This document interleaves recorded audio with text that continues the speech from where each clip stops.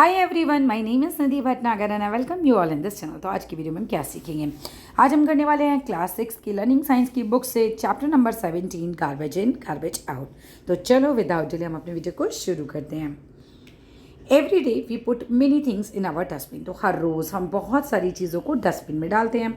For example, after eating a banana we put the peel in the dustbin. जब हम बनाना खा लेते हैं तो हम छिलके को कहाँ डाल देते हैं भाई? डस्टबिन में डाल देते हैं। After eating chocolate we throw the wrappers. जब हम चॉकलेट खा लेते हैं तो रैपर्स को फेंक देते हैं। A large number of products like chips हो गए, चॉकलेट्स हो गए, बिस्किट्स हो गए, मिल्क हो गया, पल्सेस हो गए, ऑयल एंड राइस, ये सब पैक्ड होते हैं पेपर के रैपर्स में या फिर प्लास्टिक के बैग्स में या फिर कार्डबोर्ड के कार्टन्स में या फिर टिन बॉक्सेस में and many other kind of packaging material, है ना। बहुत अलग अलग तरीके के पैकेजिंग मटेरियल में सब पैक होते हैं। After removing these the products, जब हम ये प्रोडक्ट्स को निकाल लेते हैं, रिमूव कर लेते हैं, the packing material became waste for us. तो पैकिंग मटेरियल हमारे लिए बिल्कुल वेस्ट हो जाता है, बर्बाद हो जाता है। We put them in the dustbin, और हम उस पैकिंग मटेरियल को फिर डस्टबिन में डाल देते हैं, है ना। वेस्ट हो जाता है वो। तो अब सबसे पहली बात आती है हमारी कि वेस्ट क्या होता है। Waste are the material substances that are no longer needed. Waste चीज़ें ऐसी होती हैं कि जिनकी अब हमें ज़रूरत नहीं है, तो हम कहते हैं हमारे लिए वेस्ट हो गया, है ना। या फिर हम बोल सकते हैं कि हमारे लिए यूज़लेस हो गई हैं, अब इनका हमारे लिए कोई यूज़ नहीं रहा, या फिर are meant to be thrown away, या फिर हम कहते हैं कि बस अब इनको फेंक दो, ये बिल्कुल हमारे लिए वेस्ट है। वेस्ट कैन बी सॉलिड, भाई सॉलिड भी हो सकता है जैसे कि फ्रूट या वेजिटेबल्स के छिलके, है ना। लिक्विड भी हो सकता है जैसे कि साबुन का पानी, जब आप नहा लेते हो तो जो साबुन का पानी बहता है वो वेस्ट हो गया। या फिर गैशियस जो वेस्ट भी हो सकता है जैसे कि गैसेस जो भी आपके व्हीकल से रिलीज होती हैं। अब सॉलिड वेस्ट क्या होता है? सॉलिड वेस्ट को हम कॉमनली बोलते हैं गार्बेज, कूड़ा। ये देखो कितना सारा सॉलिड वेस्ट है, ठीक है। Garbage needs to be removed, या इतना गार्बेज है तो उसको सफाई करने का ज़रूरत है। तो कहाँ से आता है ये वेस्ट, ठीक है। सोर्सेज ऑफ वेस्ट क्या हैं? We use new technologies to improve our standard of living. हम जो है वो नई नई टेक्नोलॉजी को यूज़ करते हैं इम्प्रूव करने के लिए अपने लिविंग स्टैंडर्ड को। But these have also resulted, पर इनका रिजल्ट क्या होता है? वही नई नई टेक्नोलॉजीज आती है तो क्या रिजल्ट होता है? In producing large amount of waste, है ना। हम अपनी ज़िंदगी को सुधारने के लिए बहुत सारी नई नई टेक्नोलॉजी लगा रहे हैं, बट जितनी नई टेक्नोलॉजी है उसमें वेस्ट भी उतना ज़्यादा निकल के आ रहा है। तो waste is usually produced at our homes. तो जनरली तो वेस्ट हमारे घर से निकलता है, हमारे ऑफिस से निकलता है, इंडस्ट्रीज से, फार्म से, हॉस्पिटल्स से। वेस्ट यहीं से आता है, मतलब वेस्ट मीन्स वेस्ट चीज़ें यहीं से आती हैं। टाइप्स ऑफ वेस्ट की अगर हम बात करते हैं तो all waste can be classified into biodegradable and non biodegradable waste. Biodegradable waste क्या होता है भाई? Waste that can be decomposed, ठीक है, जो डीकम्पोज हो सके, यानी कि जो ऐसे मिट्टी में समझ लो घुल मिल जाए। कैसे? Bye the action of micro organisms, जो कि बैक्टीरिया और फंगी के संपर्क में आता है ना, उसकी वजह से क्या होता है? माइक्रो ऑर्गेनिजम्स उसको बिल्कुल भी डिकम्पोज कर देते हैं into simpler and harmless substances में, सो दैट क्या होता है? It can not harm the environment. और फिर ये जो वेस्ट है आपको मतलब हार्म भी नहीं करेगा, नुकसान भी नहीं पहुंचाएगा। इसे ही हम बोलते हैं बायोडिग्रेडेबल वेस्ट, यानी कि ऐसा वेस्ट जो कि हम डिकम्पोज करा सकें माइक्रो ऑर्गेनिजम्स के एक्शंस के द्वारा, और वो क्या बना दें? इसे सिंपलर और हार्मलेस सब्सटेंसेस में कन्वर्ट कर दें, ठीक है। All the waste derived from living materials are called biodegradable. जो भी लिविंग मटेरियल से लिया जाता है वो बायोडिग्रेडेबल होता है, जैसे कि भाई peels and cutting of fruits and vegetables, left over food, leaves, animal dung, bones, plant residue and agriculture waste. ये सारे एग्जाम्पल बायोडिग्रेडेबल वेस्ट के एग्जाम्पल हैं। इससे क्या मतलब हुआ? इसका मतलब ये हुआ कि अगर आपके जो हैं फलों के जो छिलके हैं, वेजिटेबल्स के छिलके हैं, लेफ़्ट ओवर बचा हुआ फूड है, या फिर पत्तियां हैं एनिमल के जो उनकी पॉटी होती है वो है, बोन्स हैं एनिमल्स की, या फिर प्लांट रेसिड्यू यानी प्लांट का कुछ बचा कुछ पार्ट है, ठीक है, या फिर हमारा एग्रीकल्चर खेती का बचा हुआ कुछ वेस्ट क्रॉप वगैरह हैं, ठीक है। ठीक है, तो ये सारे एग्जाम्पल हमारे बायोडिग्रेडेबल वेस्ट के एग्जाम्पल होते हैं, क्योंकि ये सब क्या हो जाते हैं? डिकम्पोज हो जाते हैं। नॉन बायोडिग्रेडेबल वेस्ट क्या होता है? Waste can not be decompose by the action of microorganism. ऐसा वेस्ट जो कि डिकम्पोज नहीं हो सकता माइक्रो ऑर्गेनिजम्स के एक्शन के द्वारा, ठीक है, उसको हम बोल देते हैं, ठीक है, इनटू हार्मलेस सब्सटेंसेस में बदल नहीं पाता, तो उस वेस्ट को हम कहते हैं non biodegradable waste. Disposable of this type of waste is serious problem है। तो भाई जो नॉन बायोडिग्रेडेबल वेस्ट है, जो डिकम्पोज नहीं हो सकता, उसको कहाँ फेंकें? ये तो बहुत सीरियस प्रॉब्लम हो गई अब, और रोज़ इतना सारा कचरा निकलता है, फिर कहाँ फेंकें उसे? Because this type of waste is not rot और डिके। तो इस तरह का जो नॉन बायोडिग्रेडेबल वेस्ट है वो तो क्या है भाई, ना तो सड़ता है ना डिके होता है। तो the garbage that consist of plastic हो गया, ग्लास हो गया, मेटल हो गया, ऑब्जेक्ट्स, ये सब नॉन बायोडिग्रेडेबल वेस्ट होते हैं। इफ़ नॉट हैंडल्ड प्रॉपरली, अगर इन्हें हम अच्छे से हैंडल नहीं करेंगे तो क्या होगा? Non biodegradable waste cause pollution, तो इनकी वजह से पॉल्यूशन क्रिएट हो जाएगा। फॉर एग्जाम्पल अगर हम बात करते हैं प्लास्टिक के वेस्ट की, तो when burn gives out poisonous gases, है ना। अगर हम प्लास्टिक को जलाते हैं तो क्या होता है भाई, बहुत ही हार्मफुल जहरीली जो गैसें हैं वो उससे निकलती हैं और हमारी हेल्थ को जो है वो नुकसान पहुंचाती हैं, एंड कॉज एयर पॉल्यूशन, और एयर पॉल्यूशन क्रिएट कर देती हैं, यानी हवा पूरी पॉल्यूटेड हो जाती है। ठीक है, अब आगे आ जाते हैं ई वेस्ट क्या होता है भाई, इंपॉर्टेंट पॉइंट। ई वेस्ट या फिर electronic waste consist of things like discarded old computer. अब आपने अपना कंप्यूटर यूज़ कर दिया, बेकार हो गया, ख़त्म हो गया, बिल्कुल ख़राब हो गया, आपका टीवी ख़राब हो गया, बिल्कुल ही रेफ्रिजरेटर बिल्कुल सत्यानाश लग गया, अब उसको कुछ हो ही नहीं सकता, ठीक है। आपके रेडियोज़ हो गए, बेसिकली एनी इलेक्ट्रिकल और कोई भी इलेक्ट्रॉनिक अप्लाइंसेस, ठीक है। अब अगर ये वेस्ट हो जाते हैं तो हम कहते हैं क्या है, हमारे इलेक्ट्रॉनिक वेस्ट हैं या फिर ई वेस्ट हैं, ठीक है। That has reached it's end of life, अब इनकी एंड ऑफ लाइफ हो गई, बिल्कुल ख़त्म हो गया, अब इससे कुछ नहीं हो सकता, तो ये हमारा ई वेस्ट या इलेक्ट्रॉनिक वेस्ट होता है। अब आइए एक्टिविटी 1 पे, तो कलेक्ट द एल्यूमिनियम फॉइल, जो आपके घर में मम्मी रोटियां वगैरह पैक करने के लिए यूज़ करती हैं, used for packing lunch stuff every day. Do this for a month, 1 महीने के लिए करके देखिए। वेट दिस, इसका वेट करते रहिए आप, जो भी एल्युमिनियम फॉइल है, और आपने खाना वाना खा लिया तो वो फॉइल को इकट्ठा करते रहिए। फाइंड आउट कीजिए how much waste in the form of aluminium is generated by your class, ठीक है। तो अब आप सारे बच्चे जो हैं उसको वेस्ट को, एल्युमिनियम फॉइल को कहीं इकट्ठा करते जाओ, और फिर देखो 1 महीने बाद कि पूरी क्लास ने मिलकर कितना एल्युमिनियम फॉइल का जो है कचरा जो है वो जनरेट कर लिया। तो can you imagine how much waste is generated daily from office and schools. तो अब लगा लो भैया कितना ज़्यादा वेस्ट जो है रोज़ ऑफिस में और स्कूल्स में जनरेट हो रहा होगा इससे। अब आइए एक्टिविटी 2 में क्या बता रखा है, to observe the garbage collected from your house before it is shown away thrown away. तो चलो उसको ऑब्जर्व करते हैं भाई, जो गार्बेज कचरा है कलेक्ट किया जाता है हमारे घर से, उसे फेंकने से पहले उसको ऑब्जर्व करना है। क्या करना है भाई, हमें सेपरेट करना है गार्बेज को इंटू 2 ग्रुप्स, है ना, एक ग्रुप ये वाला, एक ग्रुप ये वाला, 2 ग्रुप में बांटना है। Put kitchen waste in this group, group 1 में क्या करना है, किचन वेस्ट डालना है, जैसे कि हम फ्रूट्स और वेजिटेबल्स के छिलके डाल सकते हैं, वेस्ट फूड डाल सकते हैं उसमें, यूज्ड टी लीव्स, चाय की पत्ती जो होती है वो डाल सकते हैं, अंडों के छिलके डाल सकते हैं। You may also put things, जैसे कि पत्तियाँ डाल सकते हैं ना, ड्राई लीव्स, उसके अंदर पेपर बैग्स डाल सकते हैं, वेस्ट कॉटन के कपड़े भी इस ग्रुप में हम डाल सकते हैं। बात करें अब ग्रुप 2 की, तो पुट कर सकते हैं हम इसमें वेस्ट नायलॉन का cloth, polythene bags, broken glass pieces, aluminium rappers, iron nails, broken plastic toys, ये सब हम इस ग्रुप में डाल सकते हैं। डिग करो 2 पिट्स इन द सॉइल, 2 गड्ढे खोदो मिट्टी के अंदर, अबाउट 30 सेंटीमीटर के गहरे होने चाहिए। इन 1 पिट हमें क्या करना है, गार्बेज डालना है, ठीक है, फ्रॉम ग्रुप 1 से। इन दी अदर पिट हम क्या करेंगे, put garbage from the group 2, मतलब एक गड्ढे में ग्रुप 1, एक गड्ढे में ग्रुप 2, यानी biodegradable non biodegradable waste, right. Cover both the pits, अब आपको दोनों को कवर कर देना, मिट्टी ढक दे दोनों पे। Leave these materials buried in the pits for 3 weeks, 3 हफ्ते के लिए इसको मतलब मिट्टी के गड्ढे में ऐसे दबा रहने दो, बरीड रहने दो, दबा रहने दो पिट्स यानी गड्ढों में, ठीक है। अब हमारी ऑब्जर्वेशन क्या रहेगी 3 हफ्ते बाद, ऑब्जर्वेशन ये है कि आफ्टर 3 वीक्स रिमूव करो द सॉइल, मिट्टी हटाओ वहाँ से, ऑब्जर्व करो चेंजेस क्या है इस दबे हुए गड्ढे में। यू ऑब्जर्व, आप ऑब्जर्व क्या करोगे, that the garbage of group 1 turn हो जाएगा to form a substance with foul smell, उसके अंदर क्या हो जाएगा, कुछ बदबू आनी शुरू हो जाएगी। This indicate that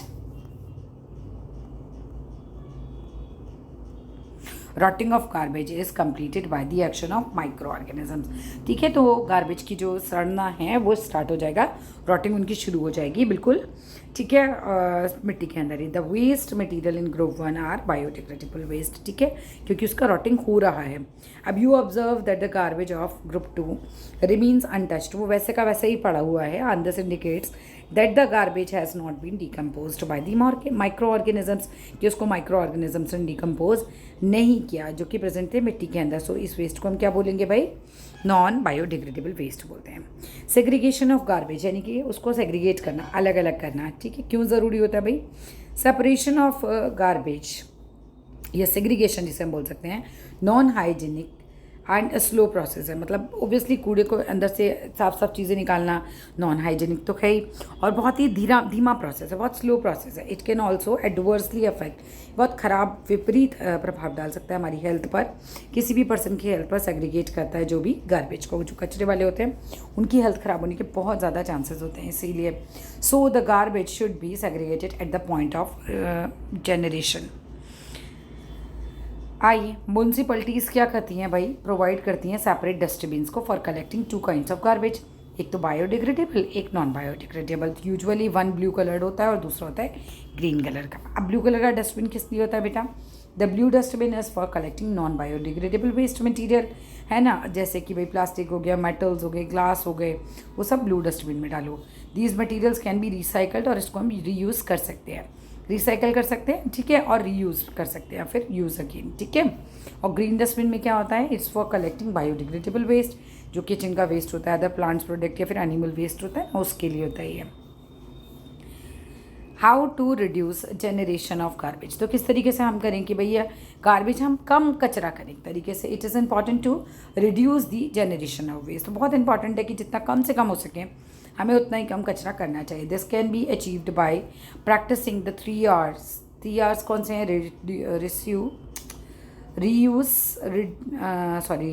reduce, reuse और रिसाइकल. ठीक है, आगे देखो.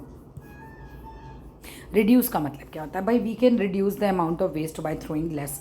आप कम फेंकिए ना, चीज़ें जो काम में ला सकते हैं उसको काम में लाइए. जैसे कि भाई do not buy a new school bag, lunch box और pencil box when you already have a perfectly usable one. कई बार तो हम इसलिए खरीद लेते हैं क्योंकि साल पूरा हो गया तो अब हम सब चीज़ें नहीं लेकर जाएंगे, बट हमें नहीं ऐसा करना है.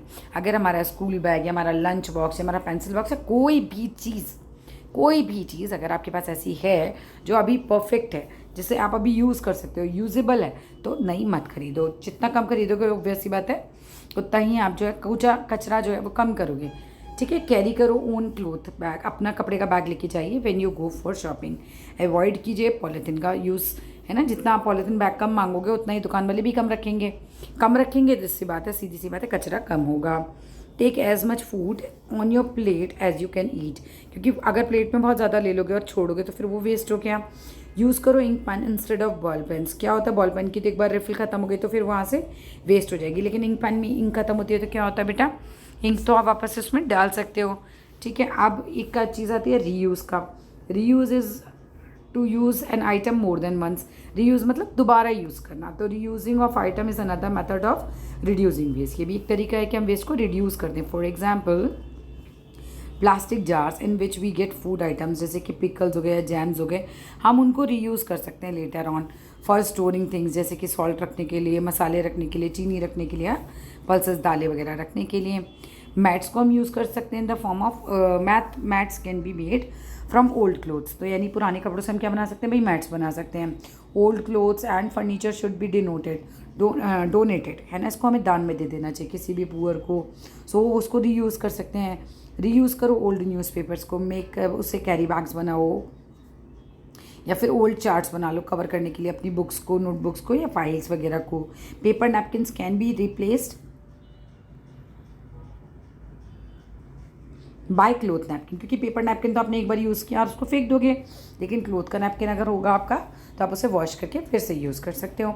रिसाइकलिंग में क्या हो जाता है भाई? You must have seen your parents. आपने देखा होगा अपने माता पिता को, वो सील करते हैं ओल्ड न्यूज़पेपर्स को, मैगजीन्स को या यूज्ड बुक्स को और नोटबुक्स को, प्लास्टिक बॉटल्स को, ग्लास के कंटेनर्स को, मेटल के ऑब्जेक्ट्स को, या फिर जंक की सबको हम किसको बेच देते हैं? जंक डीलर, जो कबाड़ी वाला होता है उसको बेच देते हैं. तो जो जंक डीलर क्या करता है? सेपरेट कर लेता है और दीज आइटम्स फ्रॉम रिसाइकलिंग. ठीक है. आइए, making useful things from waste material is also called recycling. Recycling का मतलब ये भी होता है कि आप ना कोई भी वेस्ट, पुरानी चीज़ों से, वेस्ट मटेरियल से कुछ नया बना ले. Old newspapers are recycled to make tissue paper या फिर कार्डबोर्ड, हम इनसे बना सकते हैं. मटेरियल्स लाइक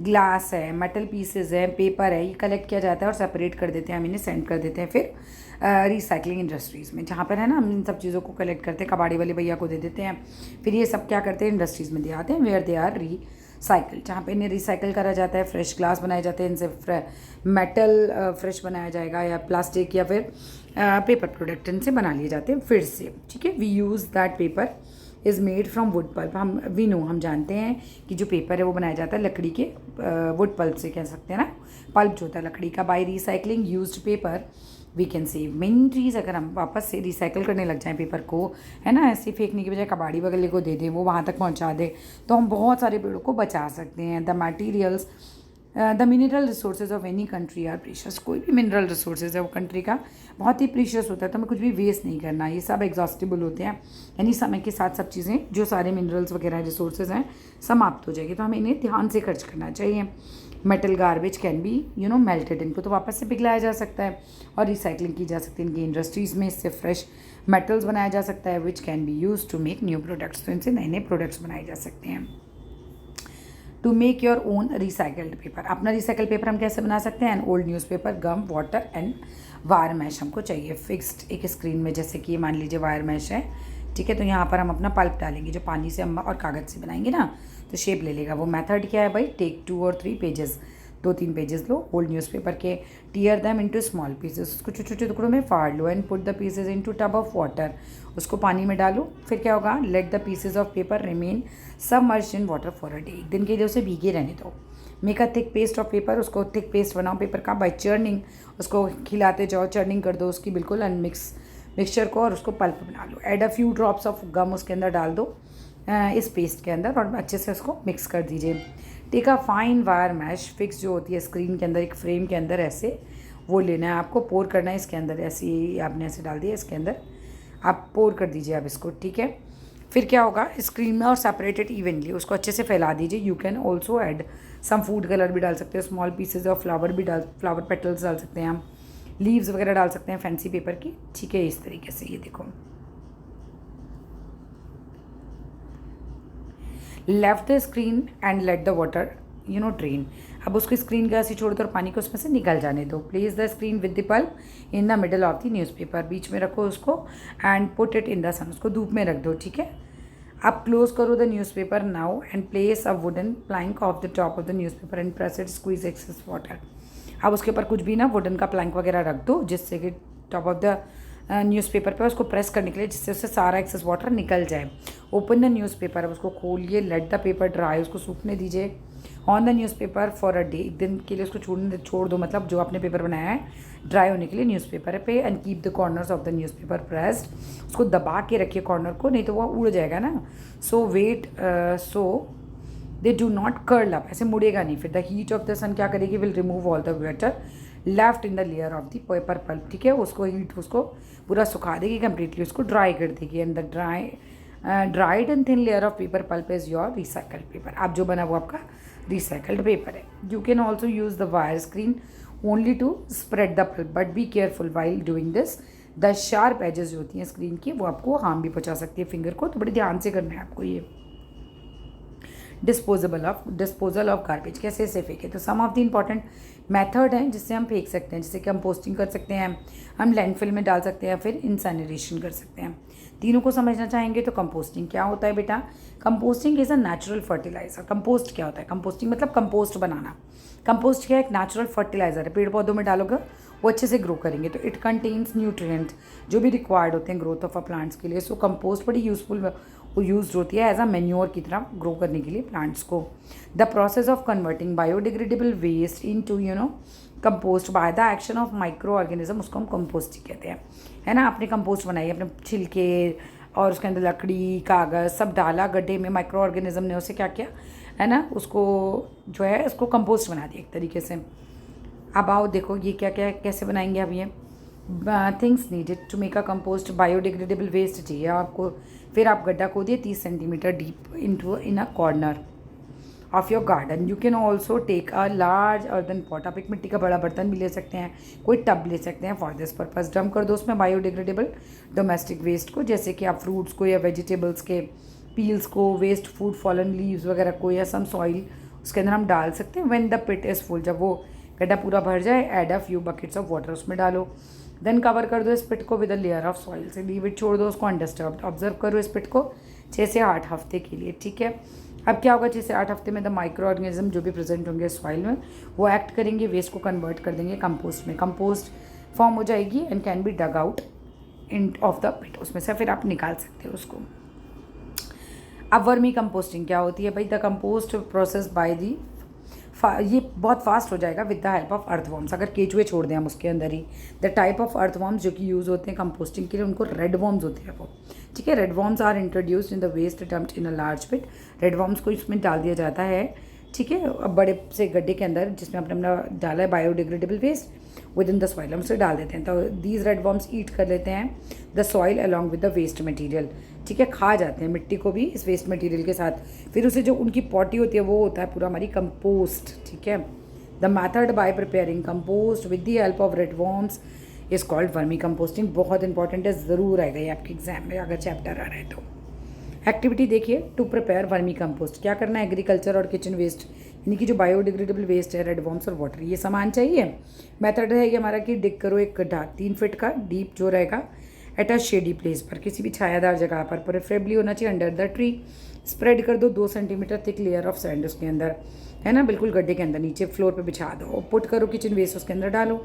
जो not press the layer of waste, press नहीं करना उसको, let it be loosely packed, ऐसे ही छोड़ दो बस उसको। स्प्रिंकल करो उसके ऊपर थोड़ा सा वाटर ऑन द वेस्ट, अब पोर कर दो इसको loose layer, permit the air, थोड़ा लूज रखना उसके ऊपर। Water gives moisture, now put some red worms में डाल दो और कवर कर दो ओल्ड गनी बैग से, उसको किसी बोरे से, है ना, कवर कर दो इसे। आफ्टर 1 मंथ क्या होगा, put some waste in the corner of the pit, थोड़ा सा उसके अंदर वेस्ट डाल दो, red worms will shift to that corner, क्योंकि वो शिफ्ट उस कॉर्नर पर आ गई। टेक आउट द कंपोस्ट, निकाल लो बाहर, ड्राई उस कंपोस्ट को कर दो धूप में, और योर वर्मी कंपोस्ट जो है वो रेडी हो जाएगी। लैंडफिल क्या होता है भाई, लैंडफिल होता है हमारा लो लेइंग एरिया, बहुत ही ओपन, एक ग्राउंड सा समझ लो, open outside the city, town area में होता है, जहाँ सारा गार्बेज शहर का कलेक्ट होकर डंप किया जाता है। The garbage is spread out, वहाँ फैला दिया जाता है लैंडफिल में, एंड कवर कर दिया जाता है मिट्टी से। गार्बेज जो दबा हुआ होता है लैंडफिल में, वो क्या होता है, स्टेज, वो बना रहता है in it for a long time, बहुत टाइम तक वहाँ पड़ा रहता है और फिर डिकम्पोज हो रहता है very slowly. When the landfill is completely field, तो वहाँ क्या होता है, पार्क में भी डेवलप, वहाँ पे पार्क वगैरह डेवलप कर दिया जाता है। और जो इंद्रप्रस्थ पार्क है ना नई दिल्ली का, वो इसी लैंडफिल का ही एग्जाम्पल है। इंसैनिरेशन क्या होता है भाई, हॉस्पिटल वेस्ट जो होते हैं या फिर ये इनको फेंकना बड़ा मुश्किल होता है, बड़ा हैजार्डियस है, बहुत ही मुश्किल काम है ये हेल्थ के लिए, क्योंकि अगर इन्हें ओपन में डाल दे तो बहुत ही मुश्किल हो जाएगी, है ना, क्योंकि उनके अंदर इन्फेक्शन हो सकता है। So it needs to be disposed of very carefully, इनको डिस्पोज ऑफ करना बहुत ही ध्यान से ज़रूरी है। सॉलिड वेस्ट जैसे कि सिरिंज होते हैं या फिर सुई जो होती है डॉक्टर यूज़ करते हैं लगाने के लिए, which are use in hospitals are burned at a high temperature, इन्हें जलाया जाता है हाई टेम्परेचर पर स्पेशल काइंड ऑफ फंड्स में, मतलब भट्टी में एक तरीके से, जिसे हम कह सकते हैं इंसिनरेटर, ठीक है। Garbage when burn turn into ash, जब गार्बेज जल जाता है और ऐश में बदल जाता है, विच देन सेफली, इसको डिस्पोज कर दिया जाता है लैंडफिल में। Have you ever seen garbage heap, कभी आपने देखा है garbage heap of dried leaves, मतलब सूखी पत्तियों का ढेर on the road side being burn, जलते हुए। This is a dangerous practice, कभी भी हमें इस तरह पत्तियों को नहीं जलाना चाहिए। Do you know why? So burning of dried leaves क्या होता है, इससे प्रोड्यूस होती है स्मोक, धुआं और गैसेस, जो कि बहुत हार्मफुल होती हैं हमारी हेल्थ के लिए। तो we should try to stop such practices, तो हमें ऐसा काम नहीं करना है। फार्मर्स टू ऑफन बर्न करते हैं हस्क को, भूसे को, सूखी हुई पत्तियों को, ड्राइड लीव्स को, और पार्ट ऑफ क्रॉप प्लांट जो बचा हुआ होता है, जैसे पराली वगैरह भी चलाते हैं, ठीक है। तो वो हार्वेस्टिंग के टाइम पे वो बहुत ज़्यादा है मुश्किल है, क्योंकि उसको ना क्या फिर अगर जला देंगे ना तो सब गंदा धुआं ही हो जाएगा सब जगह। तो the farmer should take steps to convert these agriculture waste into useful compost में बदल देना ज़रूरी है उसको, फार्मर्स को, वरना बहुत मुश्किल हो जाएगा। प्लास्टिक को देख लेते हैं अब, ये बून है या फिर कर्स है। तो the word plastic is derived from the Greek word से लिया गया है प्लास्टिकोस, जिसका मतलब होता है कैपेबल ऑफ बीइंग शेप्ड और मॉड्यूल्ड, क्योंकि इसको किसी भी शेप में ढाला जा सकता है। इसलिए प्लास्टिक जो है वो है तो बड़े काम की चीज़, लेकिन बहुत ज़्यादा, इसलिए वो बून और फिर बहुत नुकसानदायक है, इसलिए कर्स। तो it is made up of petroleum, ये पेट्रोलियम से बनती है। तो most of the things we use in our daily life वो किससे बनी होती है भाई? हमारे प्लास्टिक उसमें यूज़ होती है। जैसे हमारे टूथब्रश में प्लास्टिक है, टॉयज़ में प्लास्टिक है, कैरी बैग्स में है, बकेट्स बाल्टियों में है, वाटर बॉटल्स में, और many parts of the computer, monitor, printer, keyboard, car, kitchen appliances, सब में बहुत सारा प्लास्टिक लगा हुआ है। All are made up of plastic. It will not be wrong, ये गलत तो नहीं होगा कहना कि that we live in plastic age में हम जी रहे हैं। Plastics are use in wide range. Plastic जो है वो बहुत ज़्यादा रेंज में यूज़ की जा रही है, प्रोड्यूस कर रही है। पेपर क्लिप्स और spaceships due to their light weight. अच्छा, प्लास्टिक का यूज़ हम करते हैं बहुत ज़्यादा रेंज में, पेपर क्लिप्स में, टू स्पेस शिप्स जो उसमें होते हैं ना उसमें। क्यों? क्योंकि उसका वेट बहुत कम होता है, रिलेटिवली लो कॉस्ट होती है इस प्लास्टिक की, एंड रेसिस्टेंस ऑफ वाटर, पानी से भी बचा रहता है, माइक्रो ऑर्गेनिजम्स से भी बचा रहता है। तो plastics can be given any colour, हम उसको कोई कलर दे सकते हैं, कोई भी शेप दे सकते हैं, and they can be use for making anything. Plastic से हम कुछ भी बना सकते हैं। तो प्लास्टिक्स आर वेरी ड्यूरेबल, बहुत चलते हैं क्योंकि ख़राब नहीं होती, वेस्ट नहीं होती कभी भी। ऐसे वेस्ट तो हो जाती है, मतलब एक तरीके से कहना चाहिए कि वो ख़त्म नहीं होगा। प्लास्टिक का कुर्सी है तो चलता रहेगा चलता रहेगा चलता रहेगा, ऐसा नहीं है। टूट जाए बात अलग है, बट स्टिल वो ऐसा नहीं है कि सड़ जाएगा, गल जाएगा। All this has made plastic a bone for us. इस तरह से प्लास्टिक हमारे लिए बोन है। लेकिन प्लास्टिक जो है डिग्रेड वेरी वेरी स्लोली, बड़ी धीरे धीरे डिग्रेड होती है। So they come in a category of non biodegradable metal. जो भी मटेरियल नॉन बायोडिग्रेडेबल है उसकी कैटेगरी में प्लास्टिक भी आ जाती है। The use of plastic has also created many other problems. बड़ी प्रॉब्लम्स क्रिएट करती है। These problems are actually associated with the way we use plastic. उन तरीक़ों से एसोसिएट करो जिनसे हम प्लास्टिक्स को यूज़ करते हैं डिकम्पोज करने के लिए। Let us see how plastic is causing a problem for us. तो चलो देखते हैं प्लास्टिक किस तरह से हमारे लिए एक प्रॉब्लम बनी हुई है। We often take plastic carry bags, हम लेकर जाते हैं शॉपिंग के लिए। आफ्टर यूज़ वी जनरली हम क्या करते हैं, उसको फेंक देते हैं इस प्लास्टिक बैग को, और वो हमारे ड्रेन्स वगैरह को ब्लॉक कर देता है, जिसका रिजल्ट ये होता है कि जो डर्टी वाटर होता है वो आ जाता है रोड्स पे, और वो पूरा ब्रीडिंग ग्राउंड बन जाता है मच्छरों के लिए। वहाँ सब मच्छर आ जाते हैं। वो ब्लॉक कर देती है प्लास्टिक ड्रेन्स हमारी नालियों को। Could also because flood like situation, इससे बाढ़ जैसी सिचुएशन हो सकती है ड्यूरिंग हैवी रेन्स। ठीक है। We often throw household garbage, हम घर का कूड़ा भी फेंक देते हैं बेसिकली, किचन का वेस्ट, जो भी लेफ्ट ओवर फूड होता है प्लास्टिक बैग्स में। जो स्ट्रे एनिमल्स होते हैं, सड़क वाले जो जानवर होते हैं, वो खा लेते हैं उसको, फिर बैग के साथ ही उस फूड को खा लेते हैं, और ये बैग जो होता है ब्लॉक कर देता है उनका पूरा डाइजेस्टिव कैनल को, और मे देयर लाइफ्स ऑल्सो, उनका मतलब एक तरीके से वो मर सकते हैं। ठीक है, पूरा ब्लॉक कर देता है। Plastic bags are not safe for keeping storing eatables, बिल्कुल सेफ़ नहीं होते इन्हें कंज्यूम करने से। Such plastics bag can adversely effect डालते हैं हमारी हेल्थ पर, मतलब गंदा प्रभाव पड़ता है हमारे हेल्थ पर भी अगर प्लास्टिक में पैक सामान हम खा रहे हैं। तो मेनी पीपल बर्न कर लेते हैं प्लास्टिक वेस्ट को ड्यूरिंग विंटर्स में। ठीक है, तो बर्निंग ऑफ प्लास्टिक रिलीज करता है टॉक्सिक एंड पॉइजनियस गैस, बहुत ही जहरीली गैस रिलीज होती है प्लास्टिक जब जलती है, विच मे कॉज रेस्पिरेटरी प्रॉब्लम्स, इससे हो सकती है हमारी सांस में बहुत दिक्कत, तो आइज प्रॉब्लम हो सकती है, कैंसर भी हो सकता है। So in this way plastic can be a curse for अस, इस तरीके से प्लास्टिक हमारे लिए शार्प की तरह काम कर सकती है।